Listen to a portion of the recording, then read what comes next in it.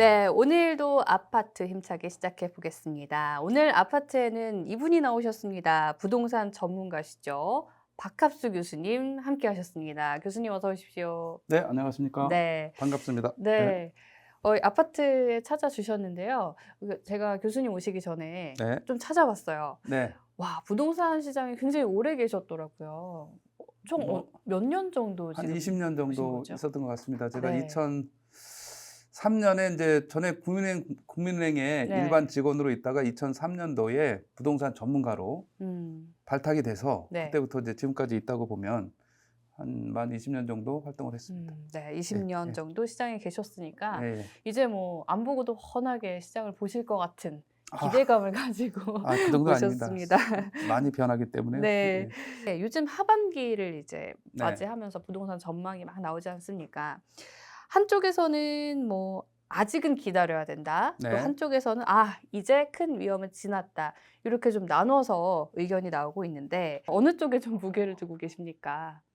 네. 제가 시장 전망은 올해 이제 상반기는 하락이고 네. 하반기는 지지세를 보일 것이다. 이게 이제 제가 작년 가을에 올해 네. 시장을 전망한 건데 거의 비슷하게 음. 맞아지고 있어요. 그래서 하반기에 그 지지 보합세 전망을 이제 그대로 유지하는 이런 상황을 계속해서 저는 언급을 하고 있습니다. 왜 그러냐면 네. 이게 시장에서 가격이 좀 더 하락하려면 시장에 이제 매물이 많이 나와야 되는데 매물은 두 가지로 나누면 다주택자의 매물이 음. 있는데 다주택자는 지금 현재 상황이 종합부동산세의 부담이 네. 20년 대비 23년 올해 이렇게 뭐 따지게 되면 음. 한 3분의 1 정도로 축소됐습니다. 부담이 줄었군요. 네. 네. 가령 뭐 1억을 냈다 그러면 네. 지금은 뭐 한 3천만 원 정도 음. 낸다 이런 얘기가 되니까 보유의 부담이 사라졌고 네. 양도세 중과세가 물론 이제 강남 3구와 용산은 내년 5월 9일까지 유예가 돼 있습니다만 나머지 지역은 조정 대상 지역이 해제됐기 때문에 언제 팔아도 중과세가 없습니다. 음. 그래서 다주택자는 네. 보유의 부담도 덜고 언제 팔아도 양도세 중과가 없기 때문에 급매물을 내놓는 게 아주 극히 제한적이다. 이렇게 보시면 됩니다. 네. 그럼 1주택자가 이제 급하게 집을 팔아야 될 것이냐 이 문제가 있을 수 있어요. 근데 속칭 우리가 이제 집을 어렵게 산 사람들 영끌족이잖아요. 네. 저 같은 사람들이요. 영끌족이 집을 내놓을 거냐 이 문제는 음. 우선은 98% 수준으로 버틴다. 네. 이렇게 보게 되면 급매물은 제한적이다. 결국은 음. 하반기 하락은 그렇게 크지 아. 않다라는 관점에서 보면 전체적인 시장 상황은 이제 네. 지지되는 양상으로 음. 전개될 거로 예상됩니다. 네. 그러니까 다주택자 입장에서는 급하게 이 주택을 팔아야 될 이유가 없고 네. 또 집을 보유한 사람들도 급매물을 내놓을 요인이 딱히 없다. 그렇습니다. 네. 그렇게 보시는 1주택자의 거죠. 향방이 네. 이제 조금 관심사이긴 네. 한데 1주택자는 지금 가장 큰 이제 부담이 이제 금리 그쵸. 인상이잖아요. 예. 대출 금리 이거 감당할 수 있을 것이냐. 네. 이 문제가 있는데 음. 지금 우리가 이제 보게 되면 가장 그 대출 금리가 높았을 때가 작년 가을 정도인데 네네. 이때는 뭐 6% 7%까지 대출 어 금리가 올라갔어요. 맞아요. 그런데 이제 지금 신규 대출 금리는 4%대 초반이에요.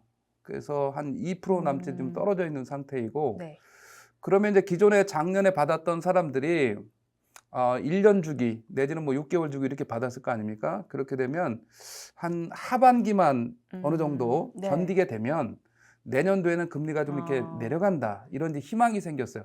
그리고 미국발 금리 인상이나 이런 것도 뭐 당장 음. 뭐 7월에 올린다 네. 하더라도 거의 앞으로는 안 올리거나 올려도 한 번 요 정도로 금리 인상에 대한 불확실성이 제거됐기 때문에 향후 내년이 되면 금리가 음. 내려간다라는 어느 정도의 그런 그 목표 희망이 생겼다고 보시면 될 것 같습니다. 그래서 네. 1주택자도 최대한 하반기에는 음. 버티기 작전으로 들어갈 네. 거다. 이렇게 판단됩니다. 사실 뭐 지금 뭐 제가 1주택자 영끌족 입장에서 살짝 예. 말씀드리면 예. 지금은 막 이사를 가거나 네. 그러기가 좀 부담스럽더라고요, 마음이. 뭐 네. 아마 네, 그렇습니다. 다 예. 이심전심이 아닐까 싶은데요. 그렇다면 이제 그럼 상반기에 좀 하락을 하고 하반기에 보합적으로 네. 보시는 거죠? 네. 그러면 그렇습니다. 지금이 저점일까요? 추가 하락은 거의 없다고 보시는 셈이죠? 추가 하락은 사실은 뭐 네. 거의 물론 이제 지역별로 편차가 크긴 한데 거의 추가 하락은 제한적이다라고 음. 보여집니다. 네. 더 앞으로 나와야 될 쇼크가 있습니다. 그게 뭐냐면 이제 경제 침체의 문제예요. 아. 시장을 좌우하는 변수가 방금 얘기했던 대출금리 인상과 네. 경제 침체가 언제까지 갈 거냐의 음. 문제인데 지금 물론 이제 리세션이라는 이 경제 침체가 언제 올 것인지가 이미 다 예고가 되고 있어요. 네. 언제 맞아요. 오느냐? 연말에 계속해서. 온다. 네. 내년 내년 상반기에 온다. 예고되고 있습니다. 근데 우리가 경제 침체 이런 위기가 알려지거나 예고됐으면 그게 위기는 위기일까요? 아, 그럼 약간 대비를 하게 되면서 그렇죠. 네. 준비하죠. 준비. 그쵸. 조금 준비합니다. 경제 침체가 온다 그러면 미리 뭐 소득을 아껴서 네, 저금하고. 그때를 대비하고 뭐 이렇게 해서 아낍니다. 그래서 이미 예고된 위기는 위기가 아니다라는 측면에서 보면 경제 침체가 오더라도 그 충격의 범위는 굉장히 얕을 확률이 높다. 이렇게 좀 보시면 될 것 같고 네. 사실 데이터상 경제 침체는 이미 시작이 돼 있어요. 작년 12월 정도부터 경제 침체 상황이고 네. 우리나라의 지금 경제 성장률, GDP 성장률이 뭐 1.5 정도, 뭐 1.5에서 IMF에서는 아주 며칠 전에 또 1.4로 낮춘다는 네. 이런 얘기가 있습니다. 우리나라가 통상적인 이 성장률이 2%대 중반, 뭐 3%에 못 미쳐서 요 정도가 이제 정상적인데 한 1%포인트 낮게 지금 책정이 되고 있거든요. 네. 그래서 지금이 경제 침체라고 보시면 될 것 같고 내년이나 이때는 거의 경제 침체의 뭐 중반을 넘어선 그런 마무리 단계로 가지 않겠나 이렇게 예상이 들고 그렇게 본다 그러면 전체적인 시장은 여기서 경제 침체의 그 위축에 따라서 영향을 받을 수 있지만 그거는 사실 충분히 대비가 가능한 네. 또 일정 부분 기대감도 있는 반전의 기대감이라는 건 이제 내년도에 미국도 대통령 선거가 있고 그렇죠. 우리나라도 네. 4월에 선거가 있습니다. 이런 상황에서는 유동성을 많이 푼다는 측면도 있어요. 그런 걸 감안하게 되면 경제 침체의 정도도 그렇게 깊지는 않을 거다. 이렇게 좀 예상해 볼 수 있겠습니다. 변수는 늘 있죠. 변수는 다시 말씀드리면 이제 조금 전에 두 가지를 짚었는데 네. 그대로 변수는 유지되는 거죠. 아, 대출금리, 네. 대출금리의 그런 향방, 예. 대출금리 인상 이런 부분이 하나 있고 이제 경제 침체의 정도, 네. 경제 침체의 정도, 경제 침체가 어느 정도까지 갈 거냐 이거는 늘 지켜봐야 될 변수인 거죠. 네. 그리고 다행히 이제 금리 인상은 끝이 보인다라는 측면에서 불확실성이 제거됐다. 네. 그런 만큼 이제 어느 정도 안심이 되잖아요. 금리 인상이 뭐 4%, 5%, 6%, 7% 언제까지 올라갈지 모르는 불확실성 시대와 달리 금리 인상이 이제는 끝이 보였잖아요. 그렇죠. 그런 만큼 네. 어느 정도의 이런 그 하락 변수는 상당 부분 제거되고 있다. 이렇게 좀 볼 수가 있는 거고 경제 침체도 조금 언급을 했습니다만 역시 경제 침체가 올 거라고 예고하는 것은 그렇게 큰 위기는 아닐 수 있다는 거죠. 그거 외에 그야말로 블랙스완 네. 예상하지 못했던 쇼크가 오는 이런 거가 더 충격이 있는 거고요. 그렇죠. 경제 침체는 사실 지금도 침체고 그래서 대비할 수 있기 때문에 그 정도는 그렇게 심하진 않을 거다. 네. 이렇게 좀 볼 수도 있어서 하반기는 그렇게 큰 영향을 강하게 영향을 줄 것은 크지 않다. 이렇게 좀 볼 수 네. 있을 것 같습니다. 네, 어떻게 보면 이미 경기 침체에 약간 한가운데 와 있기 때문에 네. 앞으로는 살아날 일만 남았다. 지금이 바닥이다. 이렇게 조금 더 버텨보자. 뭐 이런 네. 심리를 좀 보이게 되는데 가장 빠른 회복세나 반등을 보일 지역을 좀 꼽아주신다면 어떤 지역이 있을까요? 그거는 뭐 의외로 쉬운 질문인데 네. 이게 우리나라 특히 이 서울을 놓고 보면 아파트 값이 올라가는 순서가 있고 떨어지는 순서가 있는데 네. 그거는 아주 간단한 게요. 돈이 많이 있고 부자들이 집중된 그런 지역은 이런 금리 인상과 경제 침체에서 비교적 자유로워요. 그만큼 네. 이들은 자기가 어느 정도의 그 금액의 수준에 몰려져 있고 미래 가치가 높다면 과감하게 부동산 매입합니다. 그런 차원에서 제일 먼저 올라갈 지역은 이제 강남인 거죠. 이미 강남이 올해 사실은 상반기부터 강남 시대였어요. 자, 강남이 올라가게 되면 이제 네. 순차적으로 어디가 올라갑니까? 강을 건너게 되죠. 강남에서 강을 건너면 마포, 용산, 성동, 마용성이 네. 올라가는 형태이고 이게 이제 그다음에 이제 번지게 되면 성동에서는 왕십리 다음은 이제 동대문 청량리인 거예요. 청량리요. 예, 청량리에서 그다음에 이제 북쪽의 노도강까지 흘러가는 양상이고 그다음에 이제 우리가 마포 다음에는 건너편이 영등포고 여의도잖아요. 네. 예. 영등포를 거쳐서 이제는 뭐 양천, 강서뿐만 아니라 이제는 그야말로 이제 구로, 관악 뭐 이런 지역까지 확대되는 이런 양상이기 때문에 지금은 전체적으로 보게 되면 강남 시대에 좀 가깝고 마포, 용산, 마용성 네. 시대에 좀 가깝다 이렇게 좀 아. 보시면 될 것 같습니다. 네, 사실 제가 얼마 전에요. 네. 이제 청첩장을 받았어요, 교수님. 네. 그래서 아끼는 동생이 결혼을 한다고. 그래서 네. 너네 신혼집은 어디로 정했니? 그랬더니 아직도 고민을 하고 있더라고요. 너무 음. 비싸. 그래서 빌라를 갈까, 아파트를 갈까. 그렇다고 제가 네. 경기도 북부 사는데 여기로 오자니 출근이 걱정이고 네. 해서 고민을 정말 심각하게 하고 있더라고요. 이런 신혼부부 등등 무주택자들에게는 좀 어떤 지역, 어떤 방식으로 주택을 사라 이렇게 추천을 해주시고 싶으신가요? 우선 뭐 처음부터 서울 네. 안에 네. 집을 살 수 있다면 뭐 아주 좋겠죠. 그리고 처음부터 전용 84, 네. 34평짜리를 살 수 있으면 뭐 무엇보다 좋겠으나 현실은 그게 안 되니까 그렇죠.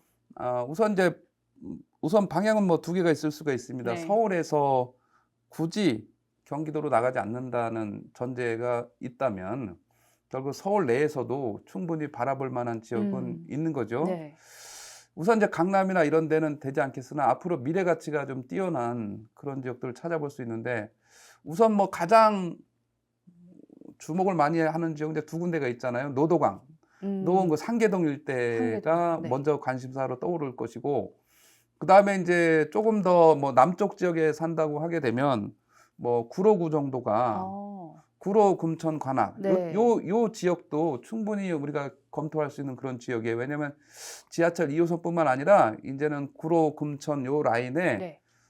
내년도면 빠르면 내후년 되겠네요. 25년 정도면 이제 신안산선 개통이 되기 때문에 여의도까지 접근성이 뭐 15분 정도 이 정도면 충분히 도착할 수 있습니다. 그쪽은 강남도 가깝잖아요. 강남도 네. 가깝죠. 강남도 이제 바로 뭐 구로 디지털 단지역에서 2호선을 네. 환승한다든가 신풍에서 7호선을 환승한다든가 여러 가지 그 편리성이 뛰어나기 때문에 이런 지역들을 한번 참고로 보는 것도 필요하고 네.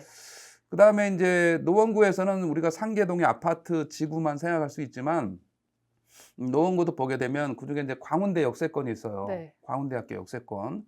여기는 워낙 개발 이슈가 모인 지역이에요. 역세권 개발뿐만 아니라 GTX역이 생기기도 하고 그다음에 동부간선도로 지하화가 네. 되게 되면 여기 이쪽 지역이 아주 집중력이 뛰어난 그만큼 건너편은 장이 뉴타운인데 장이 뉴타운보다도 입지 면에서는 월등한 이런 지역들이기 때문에 그런 지역들의 그 아파트도 충분히 관심을 가질 필요가 있겠다. 네. 거기는 이제 재건축이 되면서 기대이익도 많이 높아질 수 있어요. 그런 만큼 관심이 필요하다고 보여지고 그다음에 이제 신혼부부가 서울에서는 이제 그 정도의 금액이면 뭐 한 25평 정도, 네. 전용 60 정도가 가능할 수도 있는데 약간 시야를 넓혀서 보게 되면 하나 관심을 꼭 가져야 되는 단지는 이제 일기 신도시라고 할 수가 있어요.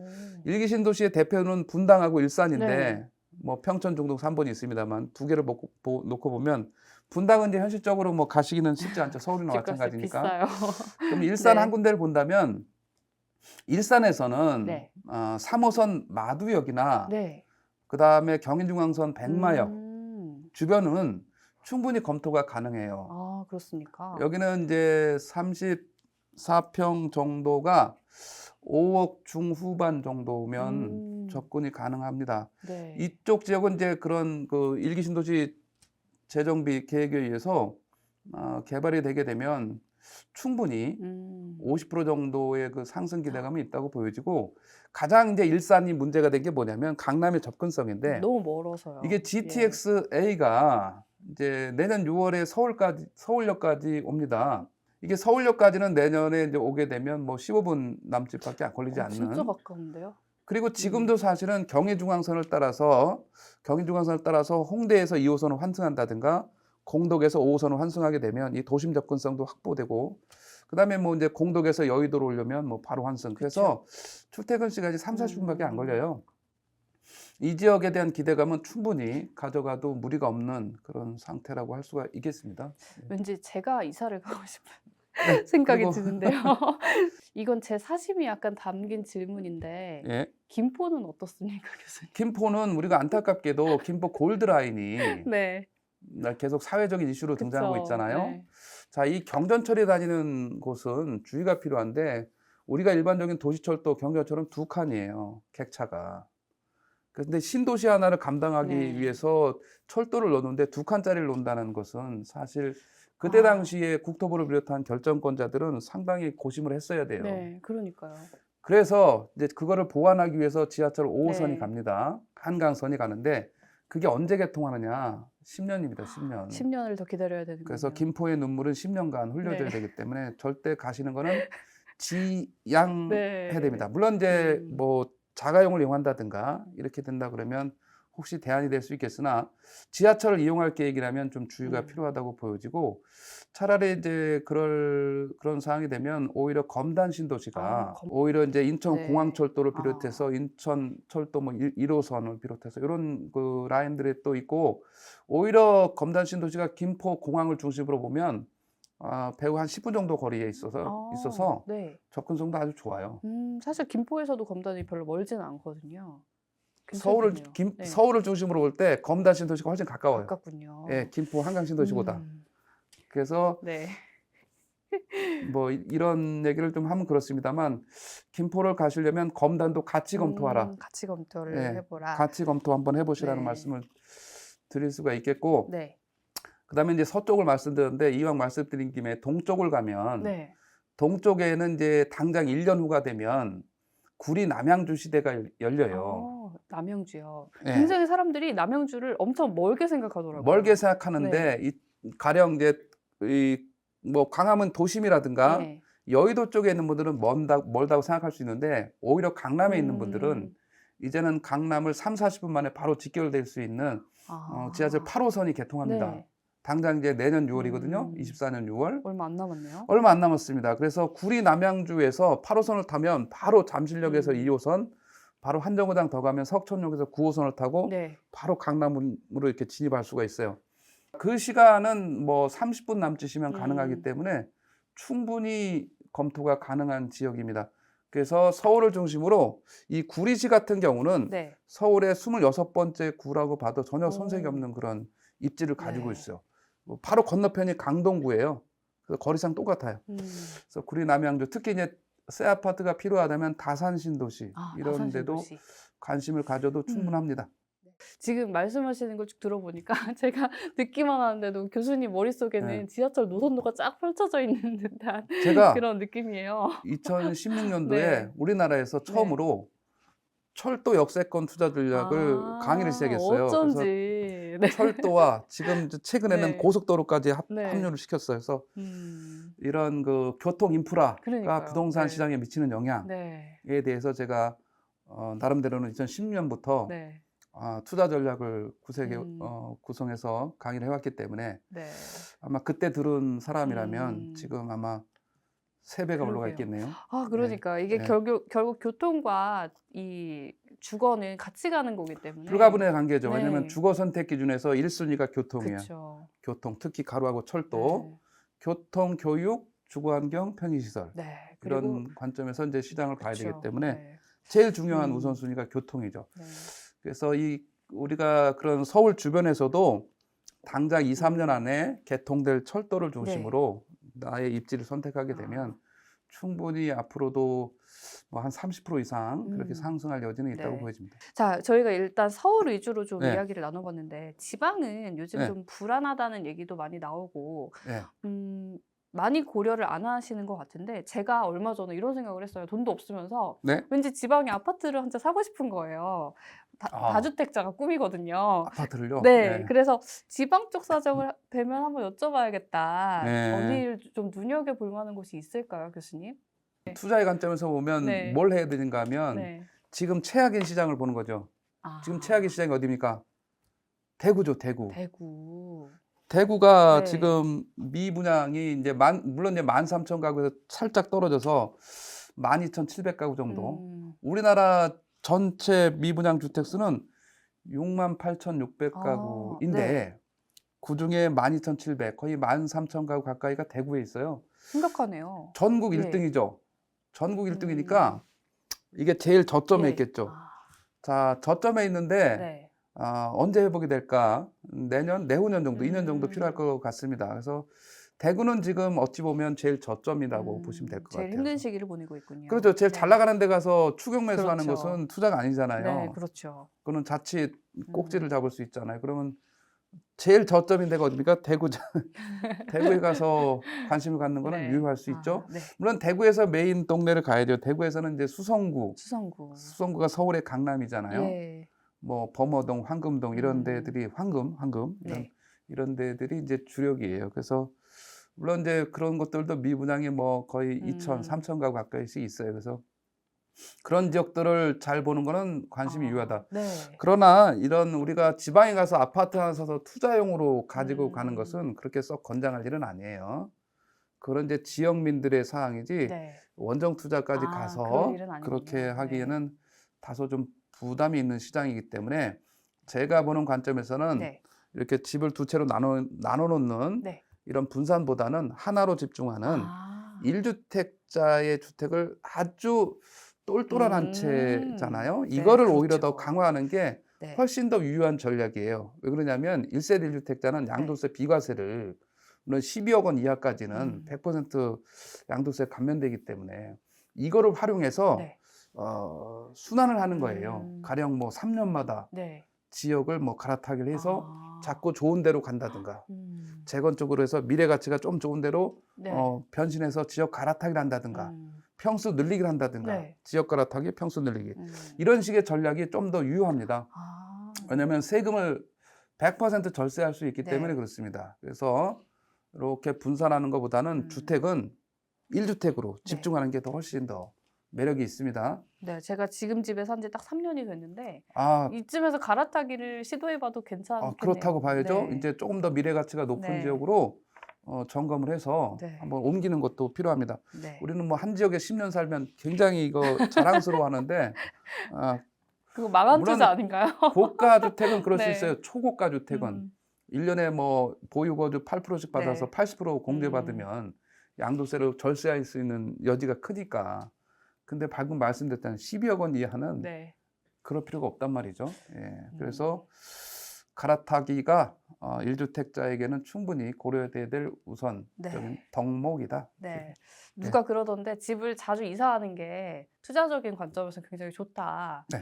하던데 교수님께 또 그 말씀 다시 한번 들으니까 저도 네. 이제 지방보다는 네. 좀 똘똘한 한 채를 노려보도록 하겠습니다. 또 네. 우리 시청자분들 중에서도 저 같은 분들이 분명 계실 거기 때문에 많이 참고가 되실 것 같아요.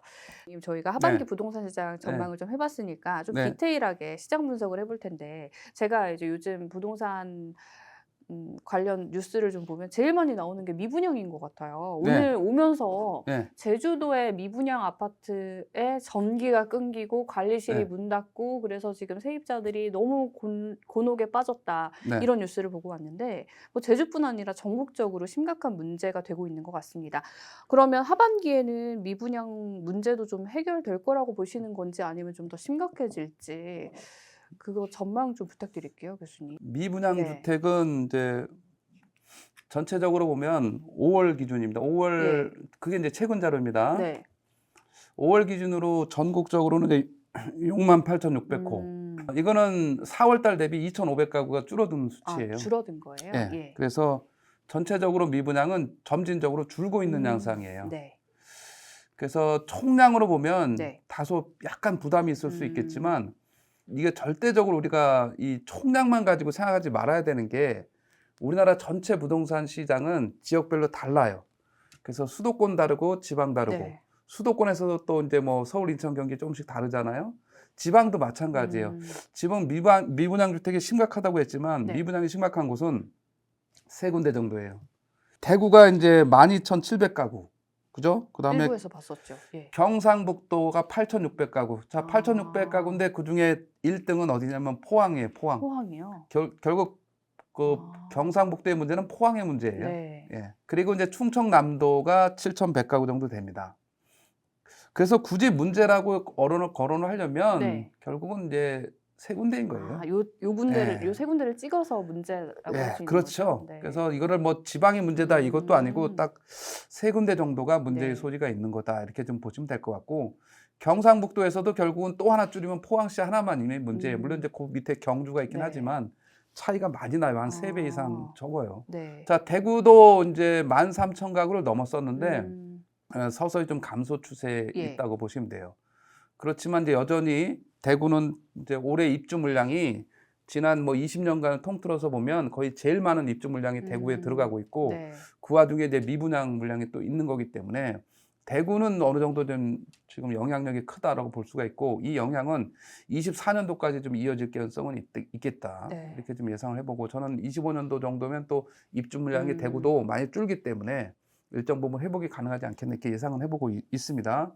경상북도는 포항인데 포항도 미분양이 서서히 줄고는 있으나 이 포항 남구 쪽에 집중적으로 미분양이 네. 들어가 있어요. 그래서 포항도 이제 인구가 50만 명에서 약간 깨지긴 했는데 이게 해소되기까지는 시간이 좀 필요해 보여요. 예, 그래서 포항의 문제. 충남에서는 이제 천안을 비롯한 물론 천안은 이제 인구가 또 한 65만 정도 되니까 그렇게까지 크게 우려는 없지만 여전히 이런 세 지역 정도는 우려가 있다. 나머지는 사실 말이죠. 네. 생각보다 그렇게 지방이 우려되진 않아요. 음. 왜냐하면 지방도 지방 나름이에요. 지방이 계속 하락할 것처럼 생각하는 분들이 많은데 지방은 생각보다 그렇게 많이 올라가지 않았기 때문에 또 그렇게 많이 떨어지지도 네. 않는 그런 거라고 아. 보시면 돼요. 전체적으로 보게 되면. 네. 그래서 지방의 그 하락폭이 네. 오히려 수도권의 하락폭보다 훨씬 낮아요, 지금. 그래서 우리나라 시장은 지금 1월 달이 제일 저점이고 이때부터 하락폭이 둔화되기 시작하는 이런 양상인데 지방 같은 경우는 뭐 거의 지금 네. 하락폭이 아. 약보합에 가깝게 올라오는 음. 지역도 있다 이렇게 보시면 될 것 같습니다. 네. 지방은 아무래도 뭐 크게 상승도 안 했던 만큼 그렇죠. 크게 예. 하락할 여지도 없다 짚어주셨고 또 이 미분양의 문제 핵심 지역이 대구와 포항, 충청, 남도에 집중돼 네, 있다. 맞습니다. 이렇게 점검을 좀 해주셨습니다. 그리고 그 지역들은 사실 네. 뭐 단기간에 그 해소되기보다는 그럼 한 내년 정도까지는 일단 봐야 된다. 네, 이런 내년 말씀이시죠? 정도까지는 영향력이 네. 있을 것으로 보고 네. 오히려 이제 지방에서 광역시를 제외한 대도시가 있는데 제일 큰 대도시가 창원시예요. 창원이요. 네. 창원의 미분양은 뭐 한 400가구도 안 되는 음. 100만이 넘어가는데 네. 400가구도 안 된다고요. 자, 그다음에 지방 대도시라면 인구가 50만 명 이상인 네. 곳을 얘기해요. 지방 대도시 중에서 두 번째로 큰 데가 어디냐면 청주예요, 청주. 청주가 꽤 크네요, 진짜. 청주가 네. 인구가 85만 네. 정도 와. 넘죠. 네.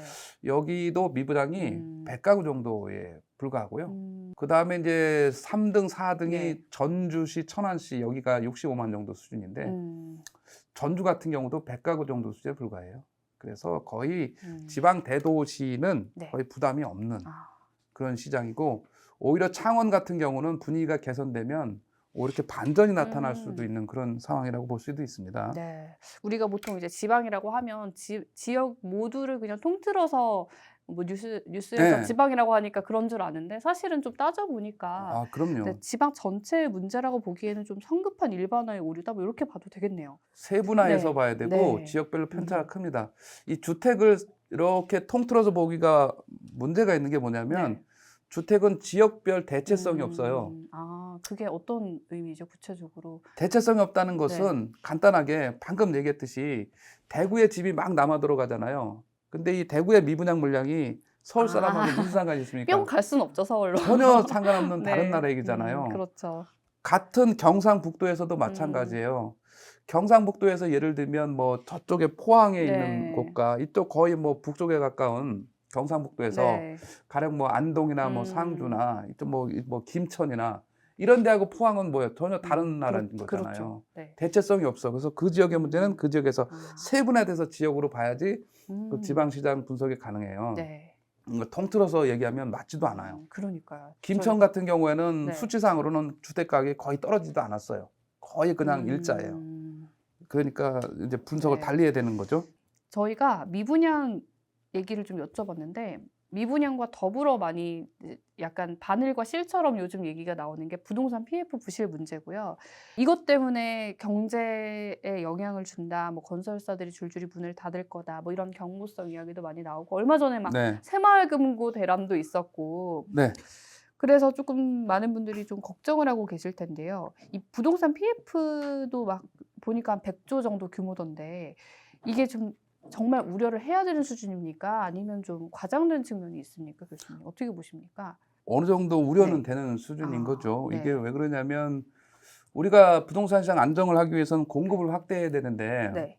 이 공급을 하는 주체가 결국 이제 건설 시행사들이 예. 아파트 공급을 많이 해줘야 되잖아요. 그렇죠. 근데 여기서 이제 문제가 생기기 시작한 거지 음. 않습니까?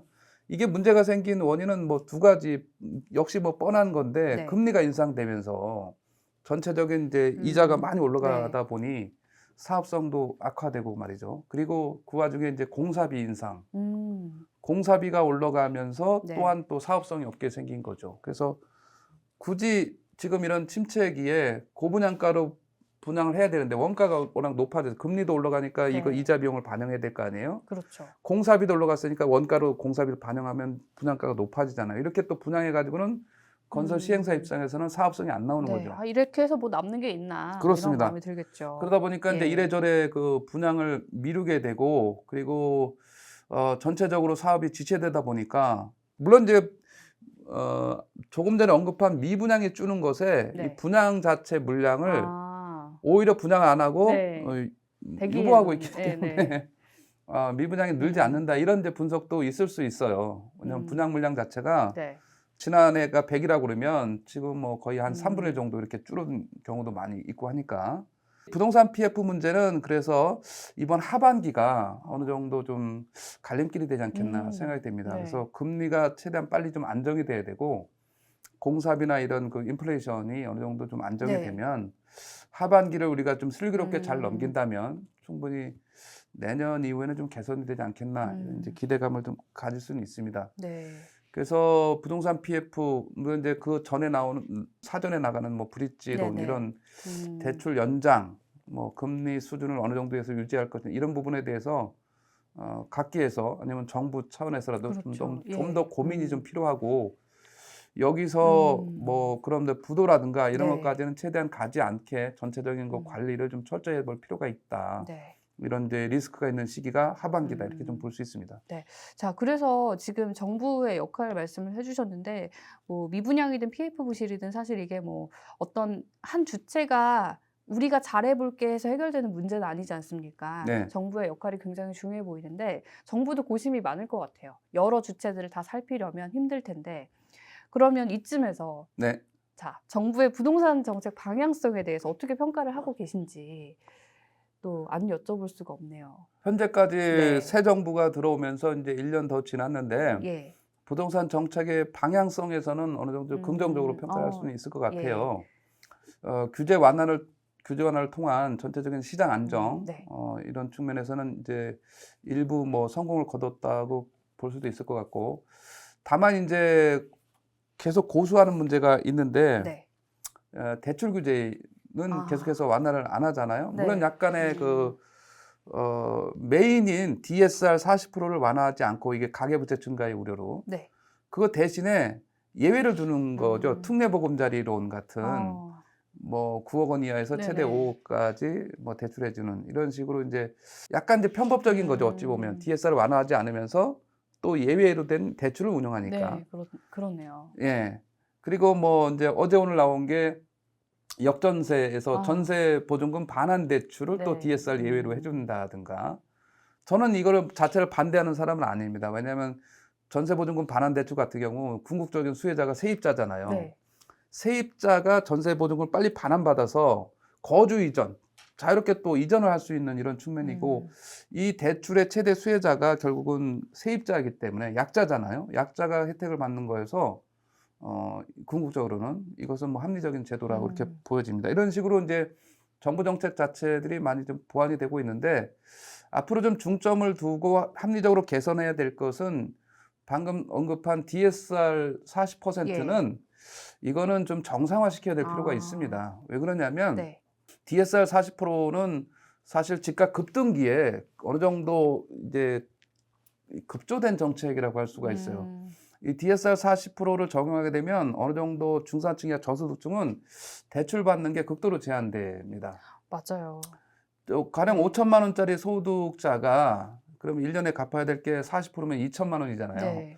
2천만 원 이내에서 원금하고 이자를 갚아야 된다는 이런 얘기가 되니까, 그냥 결론부터 얘기하면 2천만 원이면 2천만 원짜리 자동 대출밖에 못 받아요. 그러네요. 마이너스 통장. 네. 그래서 이거는 어떻게 할 수가 없어요. 그러니까 고소득인 사람들한테 유리한 거잖아요. 그렇기 때문에 이거를 정상화시켜서 최소 60%. 네. 우리가 이제 종전의 대출 규제 가이드가 뭐냐면 그 DTI 60%예요. Debt to Income. 이 DTI는 주택담보대출만 원리금, 그다음에 그 신용대출이나 이런 거는 네. 이자만 네. 이렇게 반영돼서 소득 대비 상환하는 비율인데, 이 DSR은 모든 대출의 원리금 상환이에요. 특히 신용대출 같은 경우도 네. 종전에는 10년 뭐 이렇게 잡아서 이걸 5년으로 단축을 하고, 자동대출은 1년으로 하니까 뭐 연봉 1억인 사람도 1억밖에 못 받는 거죠. 그러니까요. 이런 빚을 식의 낼 여지가. 융통성이 없는 네. 제도를 지금 그대로 가계부채 중과 의료로 고수하고 있어요. 이거는 오히려 중산층이나 서민층의 폐해로 작용할 확률이 네. 더 많습니다. 상대적으로 이제 형평성의 문제도 있죠. 2년 전에 있는 사람들은 자유롭게 집 대출 받아서 그러니까요. DTI 하에서 네. 집을 샀는데, 지금인 사람은 DSR 40에서는 살 엄두로 못 내요. 그러니까요. 정책자금 대출이나 특례보금자리론 같은 예외를 활용하지 않으면 정상적으로는 집을 사기가 어렵습니다. 그만큼 문제가 있는 거죠. 자, 그래서 DSR 40을 60%로 상향하고, 그래도 DTI 60보다 강한 거예요. 네. 청년층에게는 이걸 70% 정도까지 미래소득이 높아지는 청년층. 네. 청년층은 39세까지가 청년층은 혜택을 줘야 될 필요가 있다. 네. 자, 이래서 이제 대출 금리가 높으면 본인이 판단하는 거죠. 내가 그렇죠. 대출을 받을 거냐 네. 말 거냐. 이거는 개인 본인의 선택으로. 선택인 네. 거죠. 이렇게 선택권을 주면서 제도가 운영되도록 해야 됩니다. 이 가계부채 증가가 그렇게 지나치게 네. 우려할 사항은 아닙니다. 왜냐하면 연체율이 높지 않기 때문에. 네. 오히려 무주택자의 그 주거 소유 비율, 네. 소유자 비율을 지금 어. 현재 우리나라가 한 56% 되는데, 이걸 한 65% 정도로 높인다면 이게 주택시장 안정에 훨씬 더 다가가는 길이라고 할 수가 있어요. 네. 그런 측면에서 대출 규제를 개선해야 된다라는 측면이고, 그 다음에 이제 이런 그 시장 안정을 위해서는 궁극적으로 최대 그 목표가 뭐여야 되냐면 이제 공급 확대예요. 공급 확대는 두 가지로 나눌 수가 있는데, 네. 우선 도심 공급 확대. 도심에서는 재건축 재개발이잖아요. 그렇죠. 서울에서 80% 네. 정도로 재건축 재개발 통해서 공급을 합니다. 그래서 재건축 규제를 좀 완화를 해야 될 필요가 있는데, 네.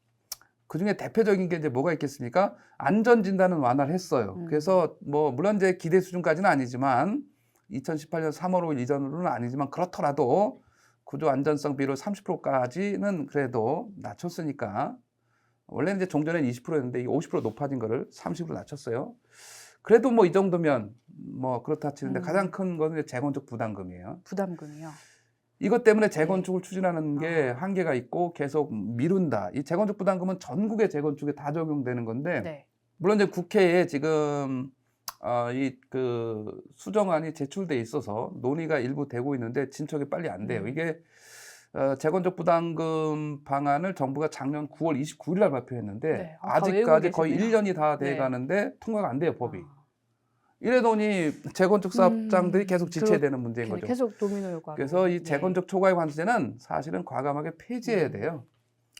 재건축만 이런 그 초과익을 환수해야 될 명분이 네. 사실 크지 않습니다. 자, 집을 사는 방법이 세 가지 정도가 있어요. 재건축, 네. 재개발, 신축을 샀다. 그렇죠. 그럼 재개발 샀는데도 없습니다. 신축을 사도 없습니다.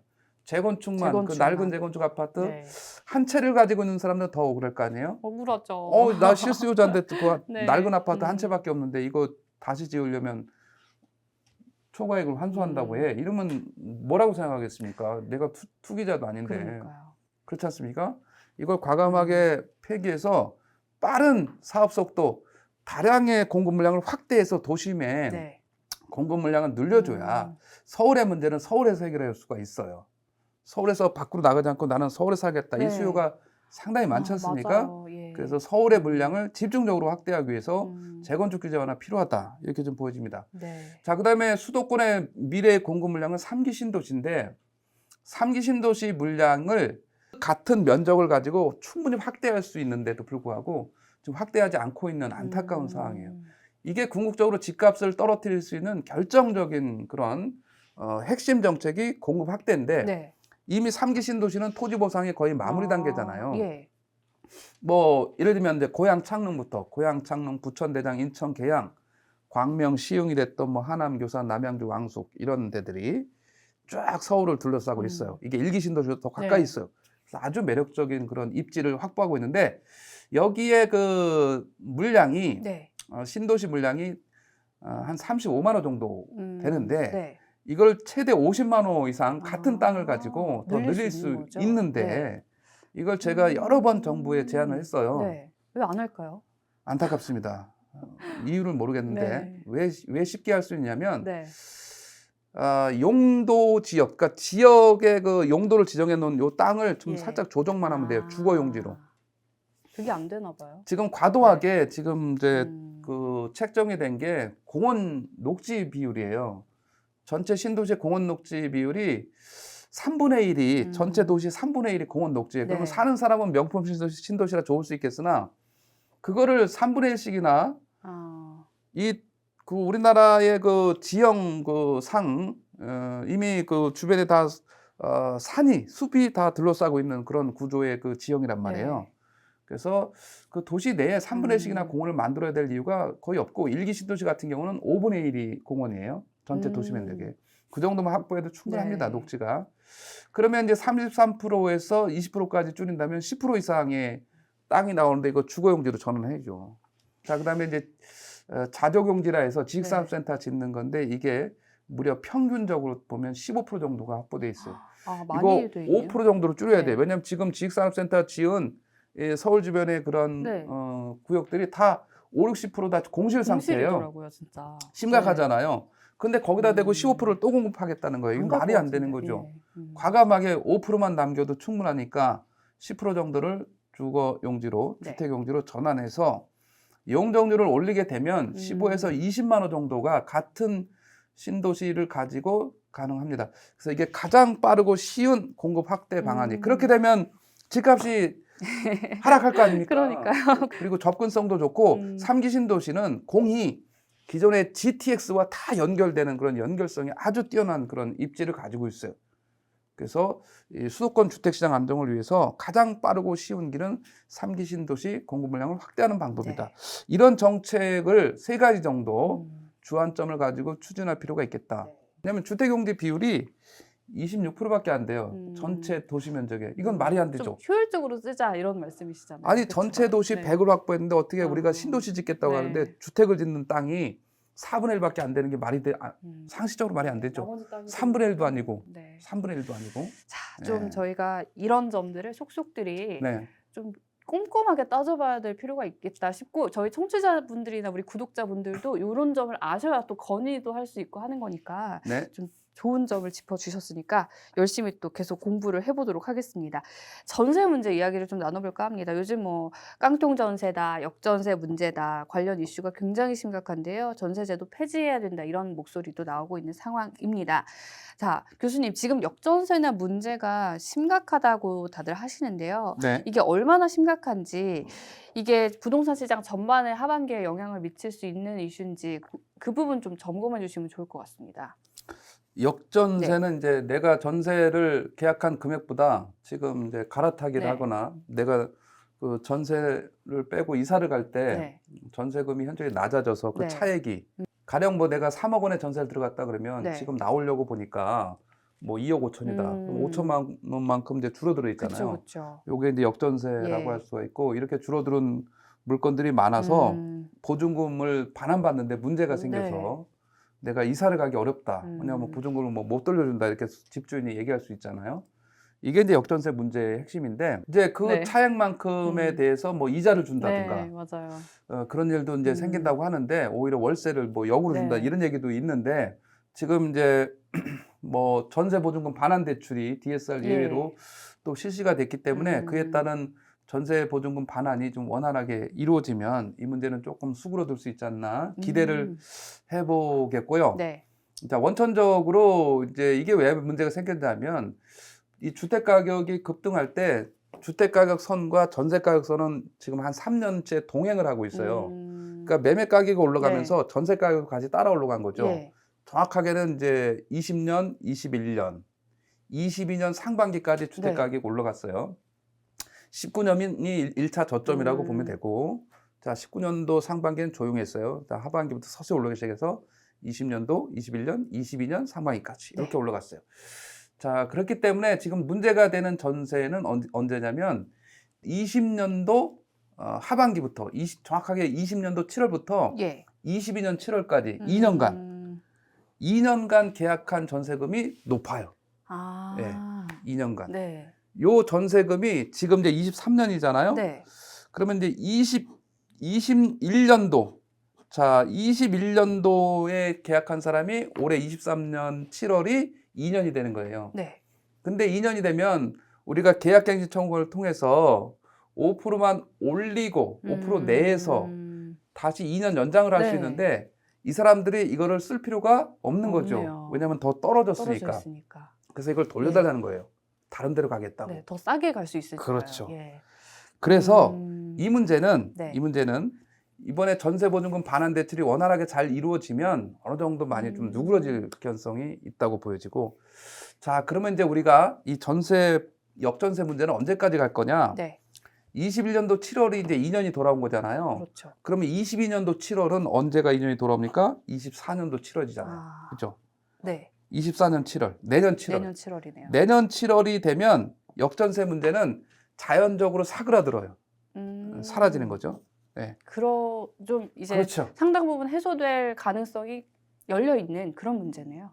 거의 해소되는 거죠. 네. 왜냐하면 이제 높게 예. 계약한 사람들이 다 거의 사라질 테니까. 예. 그러네요. 예, 그래서 이 네. 역전세 문제는 과도기적인 문제예요. 네. 집값 상승기 때 2년간 높게 계약한 사람들. 이 주기가 2년이 달아가면서 이것이 다 해소돼요. 그래서 최장 내년 7월까지 해결되는 문제예요. 네. 그래서 과도기적인 문제고, 그래서 지나치게 이걸 가지고 이렇게 우려할 필요는 없고, 안타깝게도 네. 지금은 이제 전세 금액이 사실상 바닥을 찍고 매매 시장하고 똑같아요. 보합권에서 일부 지역은 살짝 올라가는 추세에 있기도 해요. 그리고 이제 내년 상반기면 정리가 될 거라고 했는데, 네. 내년의 이슈가 서울에서 특히 문제가 뭐냐면 아파트 입주 물량이 급감하는 거예요. 급감이요. 예. 예. 그래서 이 주택의 그 공급 물량 측면에서는 내년도에는 전세값이 올라갈 우려가 있어요. 이런 시장의 가격을 떠나서 네.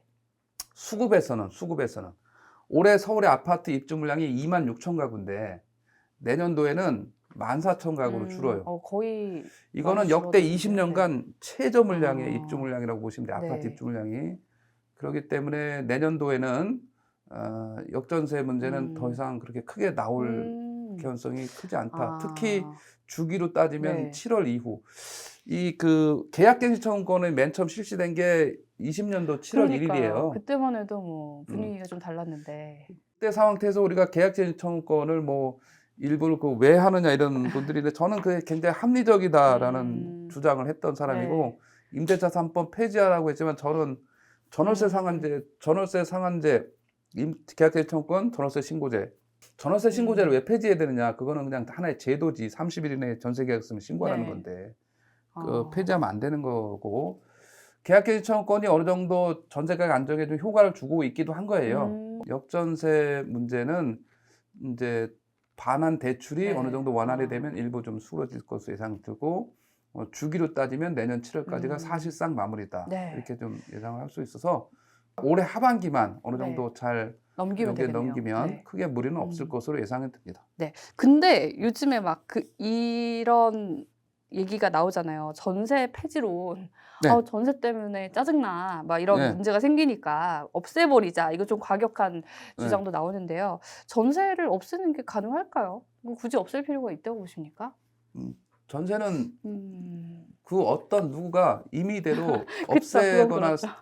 없애자 오늘부터 말자를 할 수 없는 거예요. 네, 시장 경제에서도. 이건 이미 전통적으로 네. 시장에서 전세 제도에 온갖 네. 그 이해관계가 얽혀서 왔기 때문에 어느 한순간에 이걸 단절해서 네. 월세로 바꾸자 있을 수가 없는 게 뭐냐면 그렇네요. 전세로 사는 게 네. 가장 주거 비용 측면에서 가장 적게 부담하고 사는 방법이에요. 가령 10억짜리 집에 전세를 내가 뭐 60%라 그래서 네. 6억에 살 수 있다 그러면 10억짜리 아파트에 6억만 주고 나는 모든 그런 주택의 그런 가치를 다 활용하는 거란 말이에요. 네. 원래는 내가 10억이 있어야지 이거를 이용하는 건데 6억만 있어도 5억만 있어도 활용이 가능하다는 네. 거죠. 이게 제일 적게 음. 주거 비용이 드는 거기 때문에 이거를 없앨 이유가 없거니와 월세 사는 사람들의 최대 희망이 뭔지 아세요? 어떤 거죠? 나는 전세 살고 싶다. 아. 이거예요. 그래서 이걸 누가 없앴냐 이런 문제가 네. 생기는 거죠. 없앨 이유도 없거니와 없어지지도 않겠네요. 없애지지도 않습니다. 네. 그래서 이거는 뭐 음. 현실적으로 우리나라의 그런 오래된 주거 유형 거주 시스템이기 때문에 일부는 이제 약간의 그 전세 가격이 올라갈 때는 반전세 형태가 좀 늘어날 수 있죠. 왜냐하면 뭐 전세가 5억이었는데 네. 갑자기 7억으로 올려달라 그러면 2억을 한 번에 마련할 수가 못 없잖아요. 내니까요. 예. 대출 받지 않는 한. 음. 그래서 그럼 2억에 대한 걸 내가 월세를 주겠다. 이렇게 이제 5억에 네. 뭐 얼마 이런 식으로 이제 반전세 형태로 갈 수 있었는데 이게 전세 가격이 어느 정도 이렇게 안정이 되면서 이 반전세 부분이 사라진 거죠. 그래서 나는 100% 전세. 이건 세입자 측면에서는 환영할 일이인 거죠. 네. 그럼 교수님 보시기에 우리나라 전세 제도에서 조금 이거는 고쳤으면 좋겠다 이런 포인트들은 있을까요? 아니면 완벽합니까?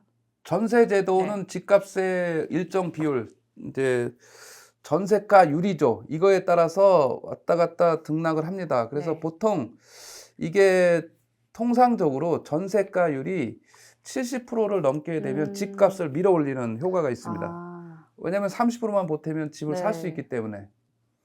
그래서 지금은 이제 뭐 50%대, 60% 채 안 되는 요 비율인데 이게 한 70% 정도 가까이 올라가게 되면 그때는 이제 좀 주위에서 내 집 마련을 하려는 수요도 꽤 있을 것으로 봅니다. 네.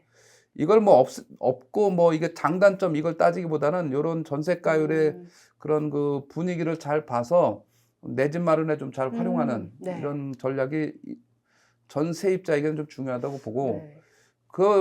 그거를 다주택자가 전세를 끼고 집을 사는 갭 투자 이런 거는 뭐 아주 권장할 일은 당연히 아닌데요. 이제 일종의 이제 투자가 되는 거니까 권장할 일은 아닌데 그걸 또 그렇다고 100% 절대적으로 부정할 일은 아닌 거예요. 왜 그러냐면 다주택자가 전세를 줌으로 인해서 네. 세입자가 저렴한 가격에 그 집을 활용할 수 있는 측면도 있고 일종의 민간주택의 공급자 역할도 하는 거예요.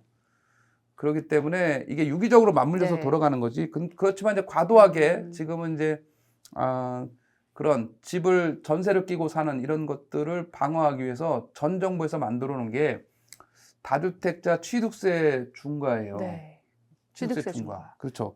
그걸 이제 현 정부에서는 완화를 하겠다. 예. 이렇게 나와서 지금 지방세법 개정안이 국회에 상정돼 있어요. 이게 작년 12월에 국회에 올려졌는데 네. 아직 통과는 안 되고 있어요. 또 멈춰 있네요. 그렇죠. 네. 그래서 작년 12월 21일부터 이미 정부는 소급 적용해 주겠다. 네. 다주택자가 집을 사서 취득세를 높게 내면 이 지방세법이 통과되면 다시 환급해 주겠다라고 이미 정책 발표를 해놨어요. 근데 저는 이 지방세법 개정안을 유보해야 된다라고 생각합니다. 다주택자가 전세를 끼고 집을 사서 네. 이걸 추가적으로 갖는 것은 먼저 집값 상승의 우려가 또 있을 수 있기 때문에 먼저 무주택자가 먼저 집을 살 수 있도록 이 다주택자의 취득세 완화는 유보해야 된다라는 주장을 하고 있습니다. 왜냐하면 다시 한번 세입자가 주거 비율을 자기 소유 비율을 높여서 가는 것이 전체적인 주택시장 안정에 먼저 기여할 수 있기 때문에 다주택자가 뭐 민간 임대주택 공급자로서 역할을 하기는 하지만 그들이 먼저 집을 사기 전에 무주택자의 내 집 마련이 우선이다라는 관점에서 취득세 중과는 당분간 좀 유지해야 된다라고 보여지고 그 취득세 중과가 조정 대상 지역을 중심으로 주택수를 산정하게끔 돼 있어요.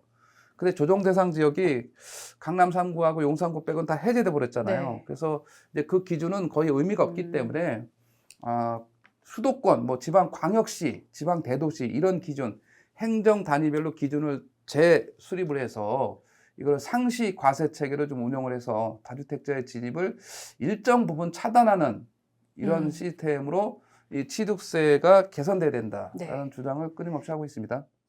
오늘 박합수 교수님과 함께 전세제도 이야기까지 해봤는데 정말 실질적으로 도움되는 말씀들을 오늘 많이 해주셨는데 이 영상 보고 계신 분들 중에서는 내 집 마련을 꿈꾸는 분들이 분명 계실 텐데요. 네. 그분들을 위해 마지막으로 한 말씀, 영상 편지 부탁드립니다.